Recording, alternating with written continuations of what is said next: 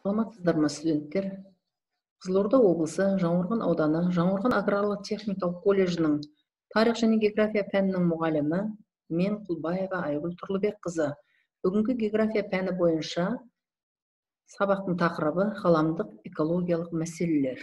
Сабақтың мақсаты ғаламдық экологиялық проблемалардың пайда болу механизмін түсіндіру, геоэкологиялық үдерістерді географиялық қабық заңдылықтарының рөлін анықтау, ғаламдық экологиялық проблемаларды шешуде әлемдік тәжірибені зерттеу. Бүгінгі сабақтың негізгі барысы мынадай бөлімдерден жасалды.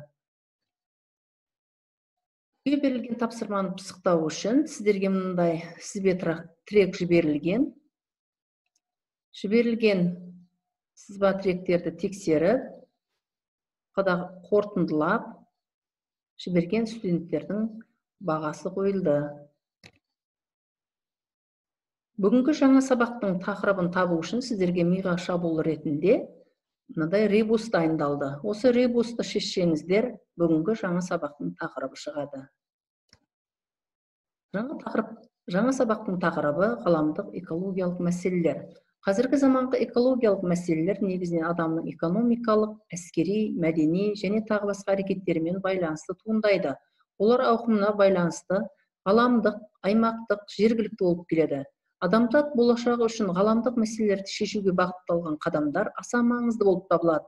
Ғаламдық экологиялық мәселелер қатарына қоршаған ортаның ластануы, табиғат ресурстарының азаюы, жылыжай эффектісі, озон қабатының шығаруы, қышқыл жаңбырлар, фотохимиялық түтін, климаттың өзгерістері, шөлейттену, топырақ жамылғысының деградациясы мен эрозиясы, орман алқаптарының қысқаруы, өсімдіктер мен жануарлар дүниесінің ұштаңдануы және тағы басқалар жатады.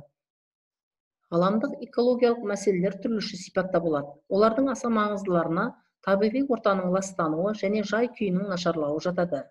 Табиғи ортаның ластануы адамның шаруашылық әрекеті қоршаған ортаның шамадан тыс ластануына алып келеді.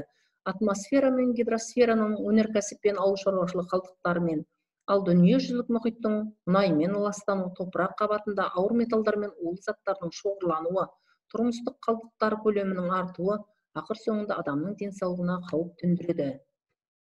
Ең лас өнеркәсіп салаларына құрылыс материалдарын өндіру, энергетика, түсті металлургия өндіру, химия өнеркәсібі, целлюлоза қағаз өндірісі, тамақ өнеркәсібі. Озон қабатының шығару мәселесі.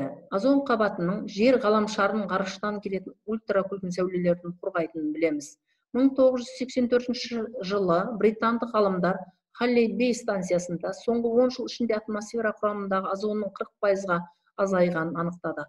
Озон қабатының шығаруына дыбыстан жылдам ұшатын реактивті ұшақтар мен ғарыштық зымырандардың жиі ұшырылуы әсер етеді. Ауадағы ультракүлгін сәулелердің көбеюі адамдарда көз аурулары мен тері рагының жаппай белең алуына себепші болады.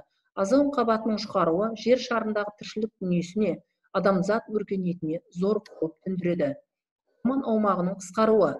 Қазіргі кезде дүние жүзінде ормандар құрлықтың 31%-ын, яғни жалпы ауданы 4 миллиард гектар аумақты алып жатыр. Соңғы 200 жыл ішінде ормандардың ауданы 2 есеге жуық қысқарған. Жыл сайын жер бетінен жойылатын ормандардың шамадан 10 миллионға гектар жері тропиктік ормандарды құрайды. Орман алқаптарының жойылуына әсіресе апатты өрттер, қышқыл жаңбырлар, ағаштарды есепсіз кесу себепші болуда. Ормандар ауа мен топырақ қабатының ластануынан да зардап шегуде. Атмосфераны ұдайы оттегімен байытып отыратын ормандардың жойылуы топырақтың құнарлы қабатының тез шайылуына, су режимінің өзгеруіне кері әсерін тигізеді. Шөлейттену. Жер шарының көптеген аудандарында жүріп жатқан шөлейттену көбінесе адам әрекетінен болатыны белгілі. Шөлейттенудің апатты сипат алуына табиғи және антропогендік факторлардың ықпал етуі себепші болады. Антропогендік факторлар қатарына жайылымдық мал шаруашылық әсерінен онсыз да сирек өсімдік жамылғысының ұштаңданып, топырақтың тозуы, жерді есепсіз жырту мен ормандар мен бұталардың оталып өртелуі, жолдар мен құрылыс салу нәтижесінде топырақ жамылғысының бұзылуы жатады. Шөлейттенуге әсер етуші табиғи факторлар ретінде жел эрозиясы мен топырақтың беткі қабатының кебуі, қуаңшылықты атауға болады. Бүгінгі тақырыпқа байланысты сіздерге мынандай бейне баян дайындалған. Осыны көріп тамашалаңыздар.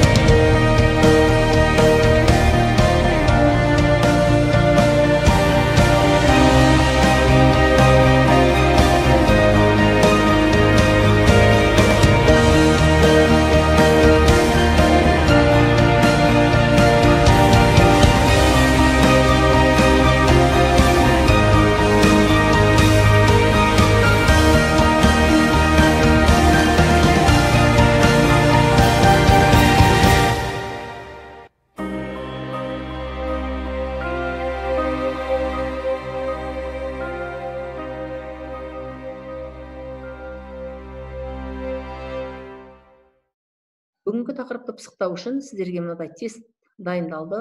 Дұрыс жауабын белгілеп, менің жеке парақшама салыңыздар. Тағы да тапсырма. Сіздің қалада жүзеге асырылатын табиғатты қорғау шаралары, бұл іс-шаралар сіздің қоршаған ортаға қалай әсер етеді? Олар қаншалықты тиімді? Осыған жауап жазып, менің жекеме жіберіңіздер. Және де мынадай бейне баян дайындалған.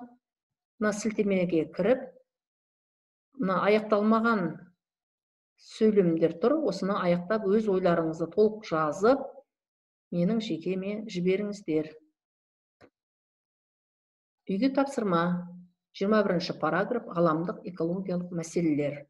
Және де интернет ресурстарын пайдаланып, толық жауап жазып, менің жеке парақшама салыңыздар. Бүгінгі сабаққа назар аударғандарыңыз үшін рахмет.